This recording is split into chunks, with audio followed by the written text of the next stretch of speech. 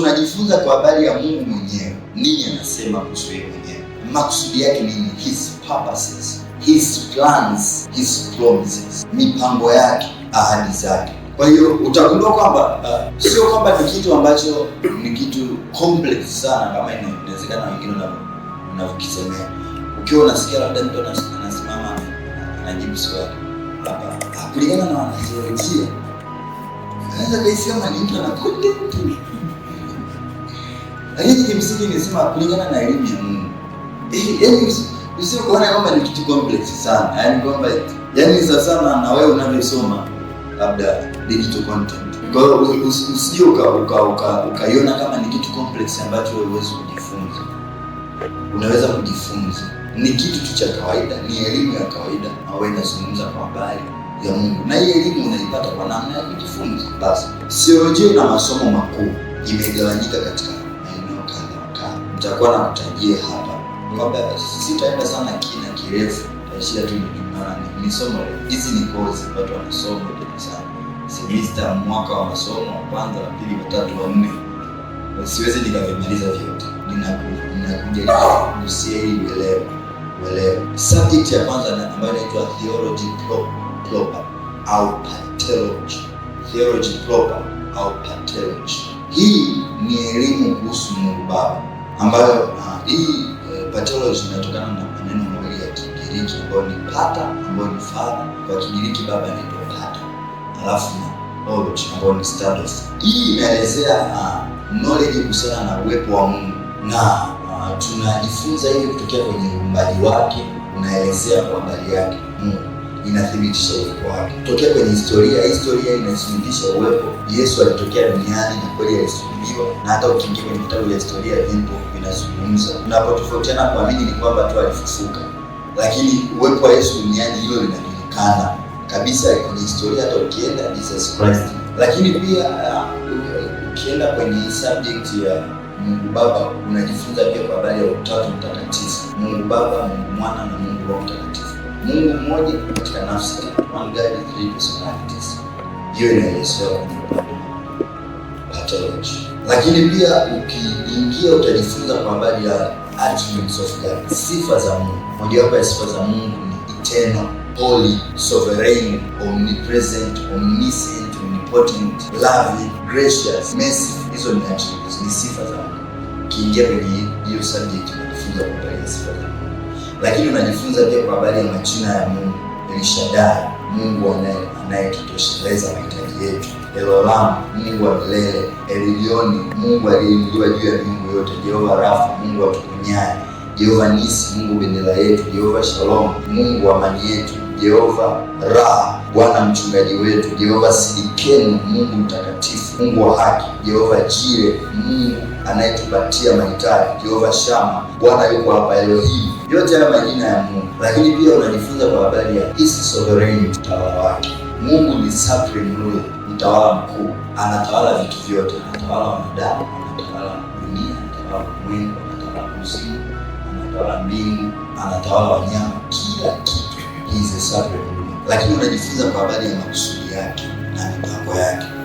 Kwa hiyo hivyo ni mojawapo ya vitu ambavyo ukiingia ndani kwenye subject ya God the Father unajifunza. Lakini kuna subject ya pili ambayo ni Christology, ambayo yenyewe inamwelezea Yesu Kristo, kazi yake, misheni yake tangu mwanzo, na utasikia mambo ya malaika wa Bwana anavyofanya kazi sasa na baadaye, asili yake kama mwanadamu, uungu wake. Lakini pia kuna pneumatology, hii ni elimu kuhusiana na Roho Mtakatifu, the person and the work of the Holy Spirit, inaitwa pneumatology. Lakini pia kuna angelology. Hii ni elimu habari ya malaika. Utajifunza malaika wa highest order, middle order, lowest order, serafi, cherubim. Utajifunza malaika wafanyao kwa miale ya moto, funza Mikaeli, funza Gabrieli na kazi zao. Lakini pia kuna demonology. Demonology ni study ambayo inahusika na demons. Hapo ukifika kwenye ile eneo unajifunza kwa habari ya shetani na mapepo yaliyoasi. Biblia inasema nini kwa habari yao? Najua kwamba kuna mapepo yamefungwa, hayajafunguliwa. Yaani wakati wameasi yenyewe waliposhuka kuzimu yenyewe akafunguliwa. Ni mapepo makorofi. Na Biblia inasema wakati wa dhiki kuu yatafunguliwa. yaani watakatifu wakishanyakuliwa watafufuliwa. Lakini pia kuna bibliology.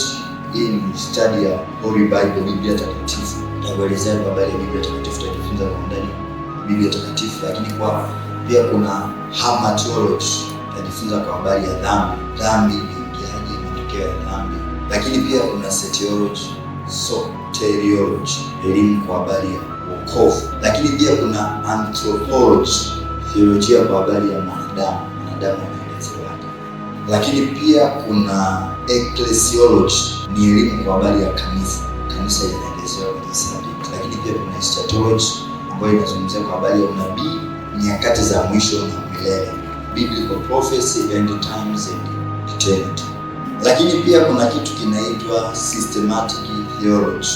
Systematic theology ni elimu inayozungumza kwa habari ya topic moja kwenye Biblia. Namna gani, kwa mfano, Mungu ameelezewaje kutokea mwanzo hadi Ufunuo? Neema imeelezewaje kutokea mwanzo hadi Ufunuo? Yesu Kristo kaelezewaje kutokea mwanzo hadi Ufunuo?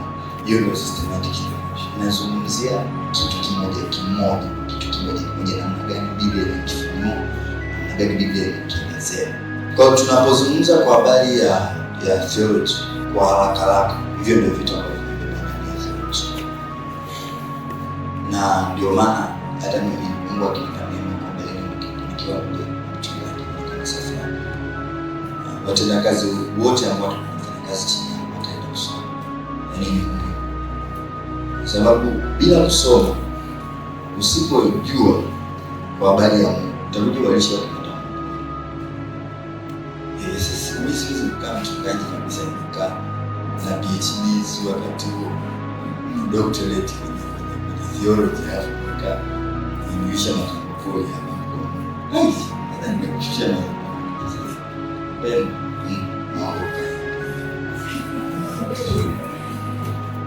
Mungu kaenda kwa tuendelee kumhubiri Yesu. Kutoka sasa hivi nishavumilia sana kushoka. Basi tutaendelea kuvumilia tu. Hata fundisha nikaa kabisa nishaweza kuzungumzia majoka. Majoka yametoka wapi? Mwinjilisti. Kitabu cha Yeremia sura ya 31. Kitabu cha Yeremia 31:31 nasema, angalia, siku zinakuja, asema Bwana, nitakapofanya agano jipya na nyumba ya Israeli na nyumba ya Yuda, si kwa mfano wa agano lile nililolifanya na baba zao katika siku zile nilipowashika mkono ili kuwatoa katika nchi ya Misri, ambao agano langu hilo walilivunja, ingawa nalikuwa mume kwao, asema Bwana. Bali agano hili ndilo nitakalolifanya na nyumba ya Israeli baada ya siku zile, asema Bwana. Nitatia sheria yangu ndani yao na katika mioyo yao nitaiandika, nami nitakuwa Mungu wao, nao watakuwa watu wangu, wala hawatamfundisha kila mtu jirani yake. Bwana Yesu asifiwe sana. Sasa naomba sasa unishike vizuri, inawezekana ya mwanzo kidogo. Anafundisha dhana ya kujua Bwana. Biblia inazungumza kwenye kitabu cha Yeremia anaanza kutoa unabii habari ya agano jipya. Na ukisikia vizuri hapa ni Mungu mwenyewe anasema. Mungu anasema angalia, siku zinakuja, anakwenda kufanya agano jipya ambalo anasema halitakuwa kama agano lile nililoagana na baba zenu nilipowashika mkono kuwatoa katika nchi. Anasema kwa sababu wao walivunja agano langu, mimi nami sikuwajali. Alafu anaanza kulielezea agano jipya. Na hapa ndipo nataka unishike, na baadaye tutakapoendelea mbele tutaporudi kumkoti Yeremia kwenye kitabu cha Ibrania anapolielezea agano jipya, Ibrania 11.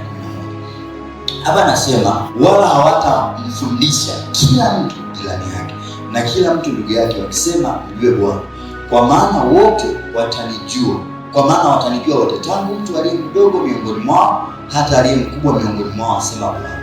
Maana nitausamehe uovu wao, wala dhambi yao sitaikumbuka tena.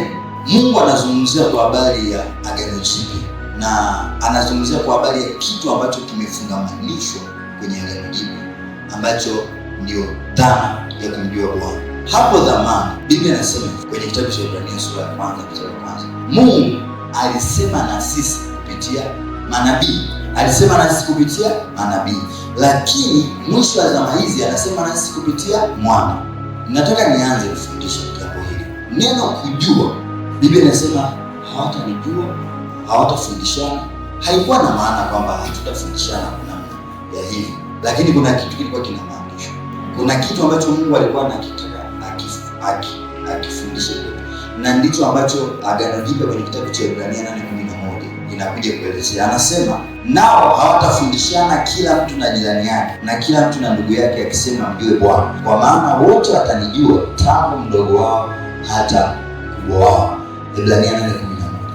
Wakati nasoma nikarudi nyuma kabisa kuelewa kwa nini Biblia inasema hawatafundishana kila mtu na jirani yake, kwamba sisi sasa hivi hatupaswi kufundishana au kuna kitu gani kimejificha hapa. Wakati nafuatilia nikagundua kwamba Biblia ya kwanza ya Kiunani ilipokuwa inaandika mstari huu ilitofautisha ya maneno mawili. Kuna sentensi ya kwanza ambayo imeishia kwenye semicolon, alafu kuna sentensi ya pili.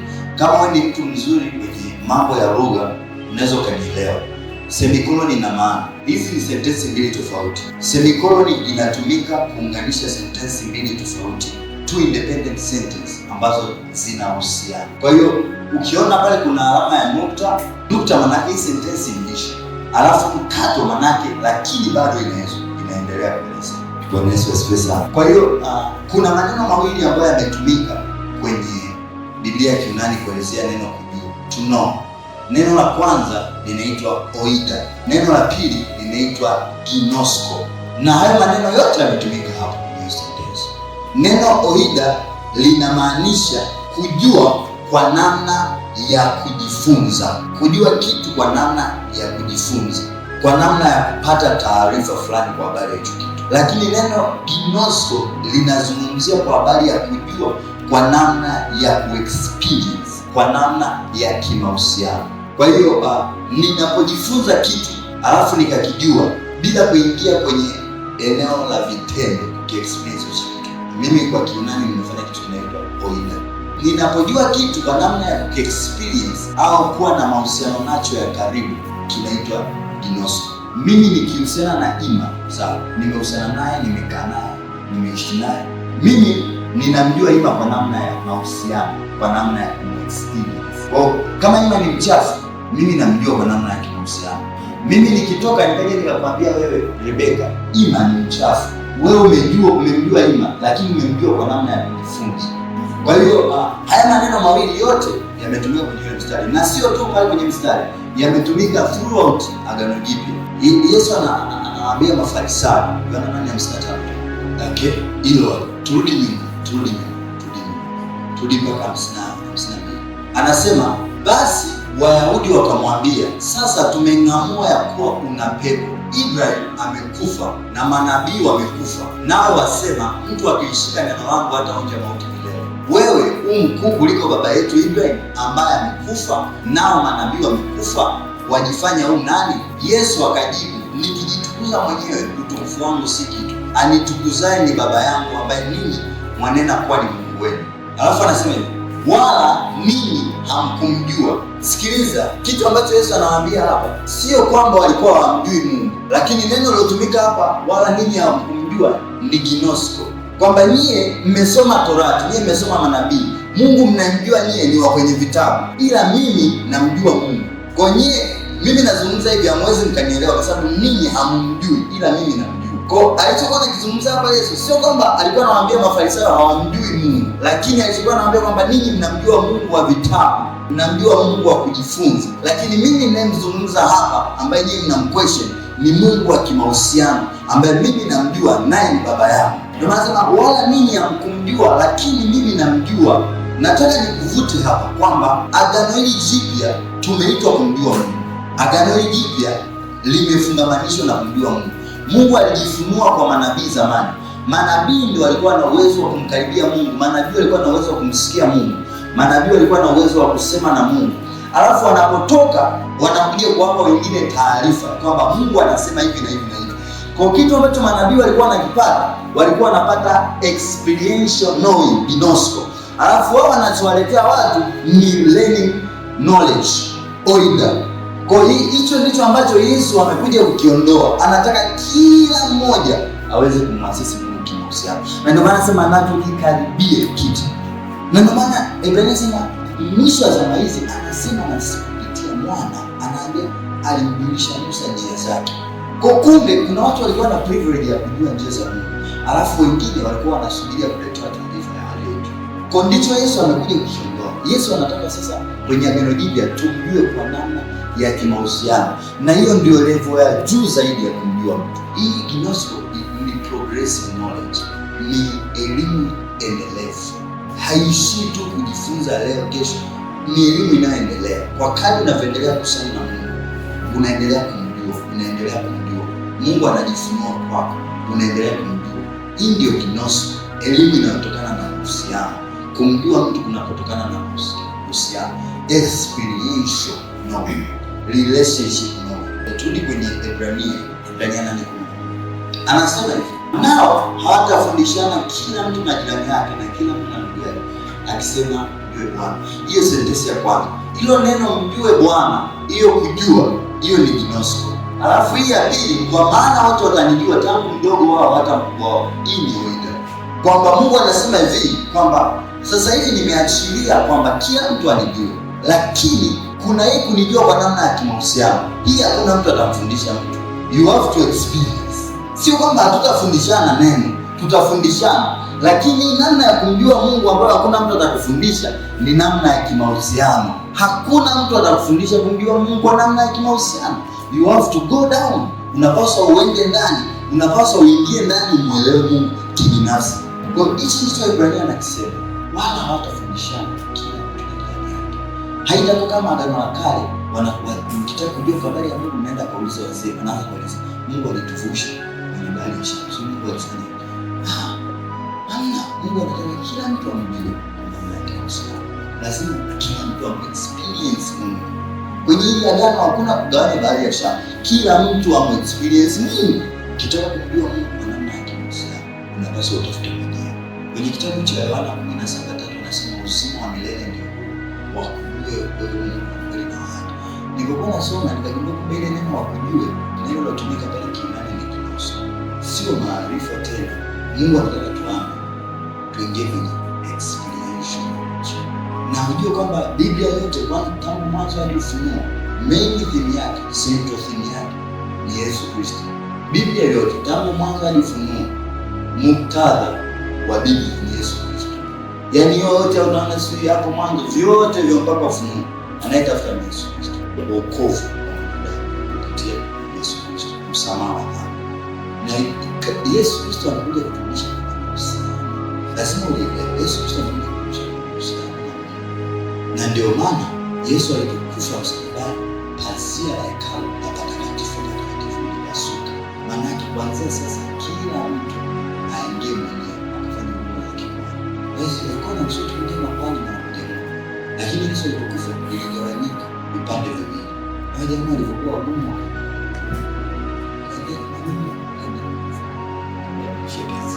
ila sasa hivi tumia vizuri sasa tu. Hadi Mungu akitutazama, akikutazama anamuona Yesu. Kwa hiyo tumia vizuri. Yesu akishaondoka mtu kitakachokupatia yale mambo ya Agano la Kale mchezo. Mungu anajiuliza hivi, shetani alitenda dhambi mara moja tu. Ndio tu Mikaeli hebu ni sekunde tu Mikaeli akamshusha chini. Sasa imagine sisi tunatenda dhambi mara ngapi? Sisi na shetani, sisi tumemzidi shetani. Hii tena dhambi ndio tu. Ndio tena dhambi ndio tu. Ndio tena dhambi. Yaani ni kama tunafanya mchezo. Tutumia vizuri hicho. Ndio mtu. Ndio msimu wa milele ni matokeo kibinafsi. Usiana naye. Kaa naye. Mahusiano yalinde ya mahusiano ya tunza. Mungu anataka kwenye ile agano Mungu amefungua mlango. Yesu kwa siku tusiodhani Yesu atarudi. Alafu akisema ndio shughuli imeisha. Sio yaani mimi ni kabisa nimeshajitoa kwenye roho. Usije ukajidanganya kwamba Yesu arudilewa na kesho. Ndugu yangu. Sio kujidanganya. Neno linasema kwa siku msiyodhani. Kama mwivi ni kufumba na kumbwa, watu wameshasema. Yaani hata kublink yani ni muda mrefu sana. Yaani uko hapa na Keni hayupo. Unaona tu nguo zake koti safi, nimejipanga suruali na hata ukiangalia hivi utamuona ameenda kumnaki. Na ile baba kumbe isienda taratibu. Hivi mnajua hicho kitu? Sio kila mtu atasikia. Yaani kitu ni mataratibu tu. Na Mungu atusaidie sana. Sasa watu wa Mungu atusaidie. Jitahidi kumjua. Unahitaji uzima wa milele, mjue Mungu. Hakuna muujiza. Na Biblia inasema hivi, mbinguni hakitaingia chochote kilicho kinyonge. Mmesha kusoma andiko? Mbinguni hakitaingia chochote kilicho kinyonge. Mbinguni hawaingii watu shao. Watu wadhaifu mbinguni hawaendi. Nakwambia. Watu wadhaifu mbinguni hawaendi. Hakitaingia chochote kilicho kinyonge. Kumbe hata ile anasema Yesu anaambia wakati kwa msikaliwa ni kinusu. Hakuwa na mahusiano. Nilikuwa nafanya kazi yangu lakini hakuwa na mahusiano. Nimetoa mapepo sana. Nimefanya vitu vingi kwa Mungu lakini watu wa Mungu, you have to listen. Kama umechagua nchi, Mungu anahitaji watu sana. Acha kwenda mara nyooka. Kama unanyooka kwa mbele. Yesu anasema mtu aliyeingia kwenye maisha alafu akatoka hafai. Kwa mtu ambaye ameingia kwenye wokovu alafu akaacha mambo ya wokovu akageuka kutenda shughuli zake akajifanya na mambo mengi, Yesu anasema hafai. Wavuguvugu watatabika kile. Sasa kama uko wavuguvugu ni kwamba umeshatabika. Basi ndio neno linasema hivi. Basi mkani wavuguvugu. Hapa ile ni 3:20 tazama nasema sasa hilo ni kanisa. Sikiliza mtu alikuwa ambiwa wenye dhambi, anawaambia kanisa. Kwa maana yake kumbe watu wanasema wana Yesu, lakini Yesu yuko nje. Anabisha.